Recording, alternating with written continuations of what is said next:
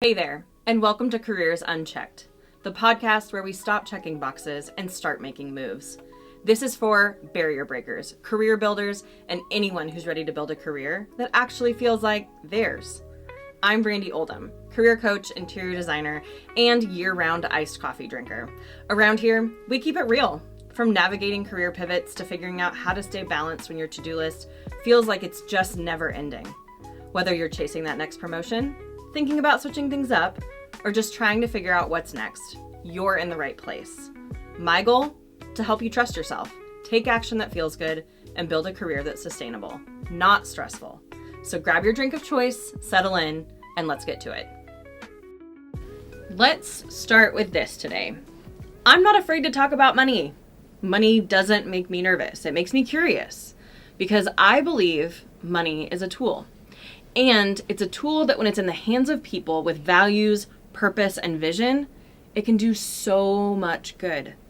Money loves working with me because it knows I'm going to use it for growth, generosity, and honestly, building a better community for the place I live.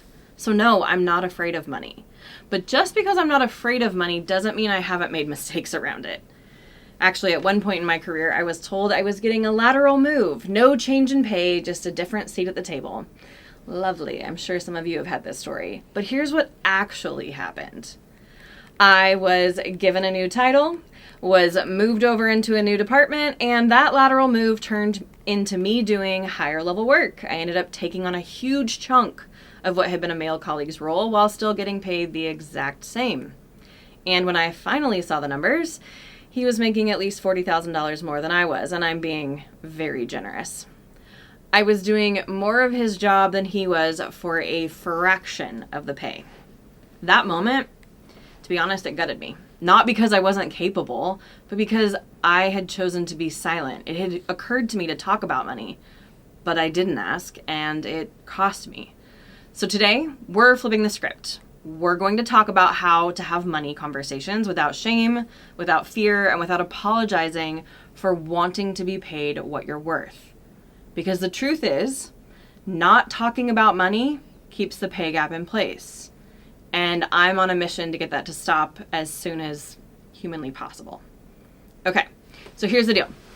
Many of us were taught early on that talking about money is tacky or selfish or unprofessional, especially if you're a woman or female identifying person, or if you're part of a historically excluded group.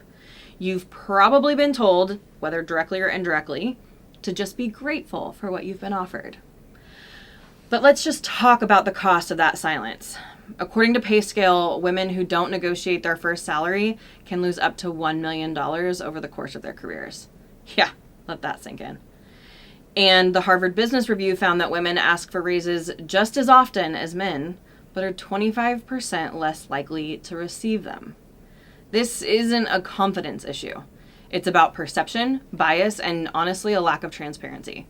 So what do we do about this? We're going to talk about it. We can research, we can prepare, and we can start saying numbers out loud with confidence, clarity, and trust, because your work has value.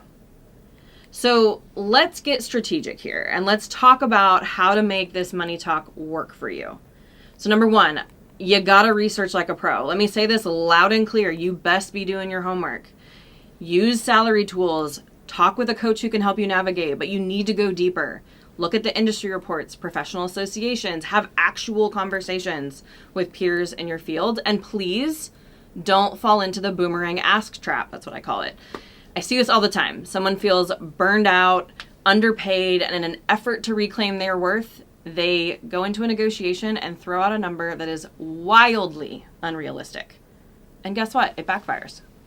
Asking for something ungrounded in data makes you seem unprepared and honestly not very powerful. And it can cost you real opportunities. So don't guess, don't overcorrect. Anchor your ask in facts. And build what I like to call like a worth portfolio of your wins, your impacts, your proof points. As I tell my clients all the time, come to these negotiations with facts, not feelings. Number two, use the value first framework. When it's time to talk numbers, I want you to lead with impact, not emotion. So try this.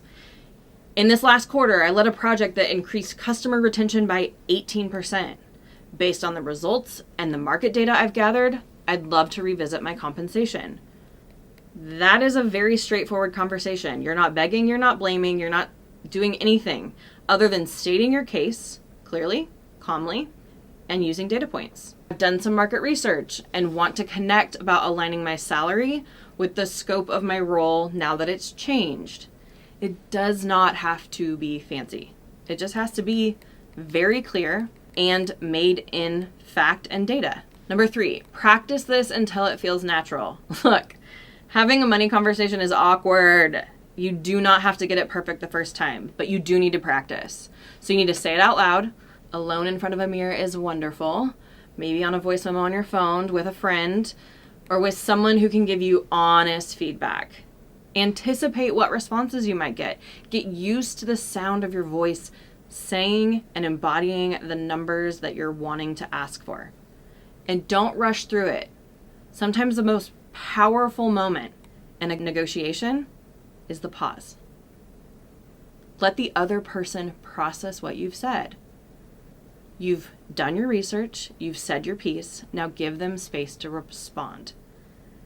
I have seen clients completely shift how they feel about negotiating just by practicing 3 or 4 times and allowing themselves to pause.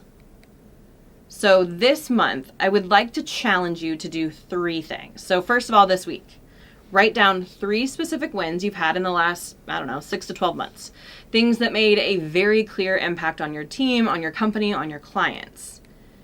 Next week, I want you to start one real conversation about compensation. It could be with a mentor, a friend, someone in your industry, but get curious and open up the door to talk about money.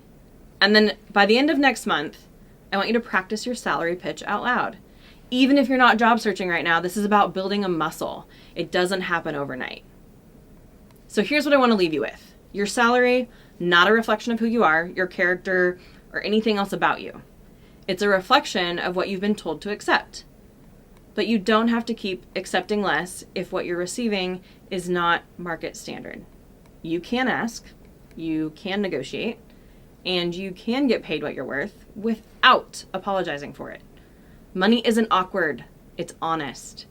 And your future self is going to thank you for starting this conversation today. And here's the thing.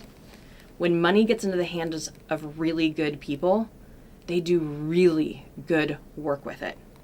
I want money in the hands of every single listener out there so that they can go and do really good things with the money that they receive. Thanks for joining me today on Careers Unchecked. If you've got a career question or just need someone to bounce an idea off of, reach out. I'd love to hear from you. Until next time, take a breath, take a step, and keep moving forward. You've got this.